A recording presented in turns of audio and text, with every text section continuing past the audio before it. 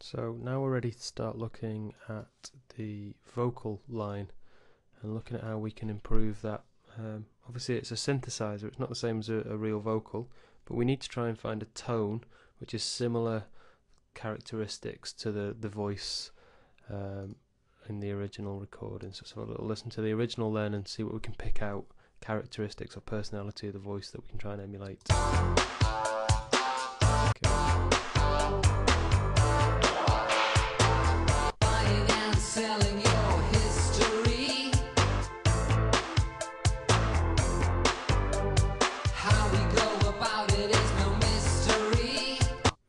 Okay, so when the original was recorded, it was probably double or triple track to give it sort of a thick chorus sound. So we might want to try and do something similar with a delay or a slapback delay just to make it a little bit thicker. So slapback delay is the one you associate with Elvis.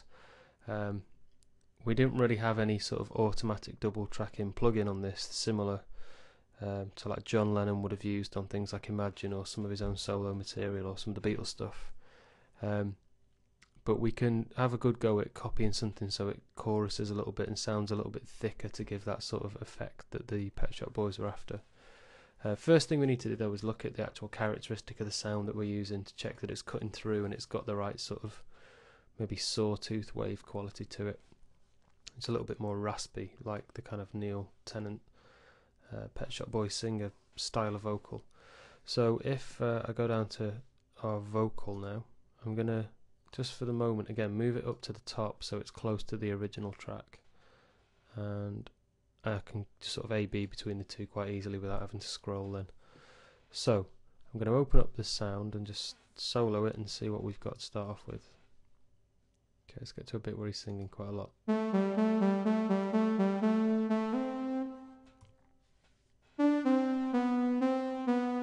Let's open up that sound then.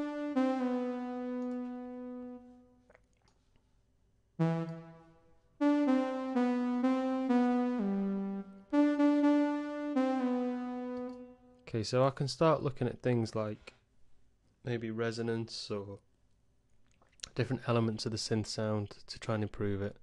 It's not a bad sound to start off with. It's already a little bit chorusy as well. Remember on this particular synth we do have like different settings down here and effects that are turned on as well. So this has got a delay that's already active at the moment, and this cross delay, different things, distortion that we can play with, and different sort of rates of modulation. On this one in particular it's chorus at the moment, so let's say we're going to stick with this sound and try and improve it. Okay, I'm going to turn off this delay so we can work with our own.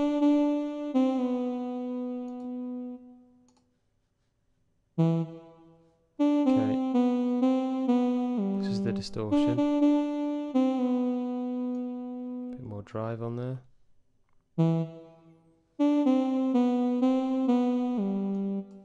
Okay, I can start looking at different sort of cut-off values as well.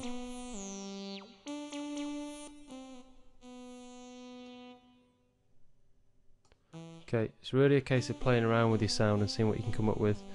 If you're not happy with it, you can always go and pick a different sound. Okay, every time you pick a new sound though, you're going to have to sort of change like the course settings and things like that. It's really worth spending a lot of time going through all the different settings, even if you don't know what they do. Just try turning it up and then turn it back to where it was if you don't get the right result. The most important thing is you've got to go through all of the sounds. Don't sort of get bored and give up after 5 minutes of trying and go back to the original one. Audition a lot of sounds for your vocal. Make sure you're really happy with what you're getting. Make sure that you're always turning off this coarse tuning, and most importantly remember to reset your pitch bend back to 5 semitones as its value. Okay, so I'm going to go and have a little sort of experimentation with that and try and find a different track, and in the next video I'll show you the sort of sound that I've come up with and sort of justify the reasons why I've done that.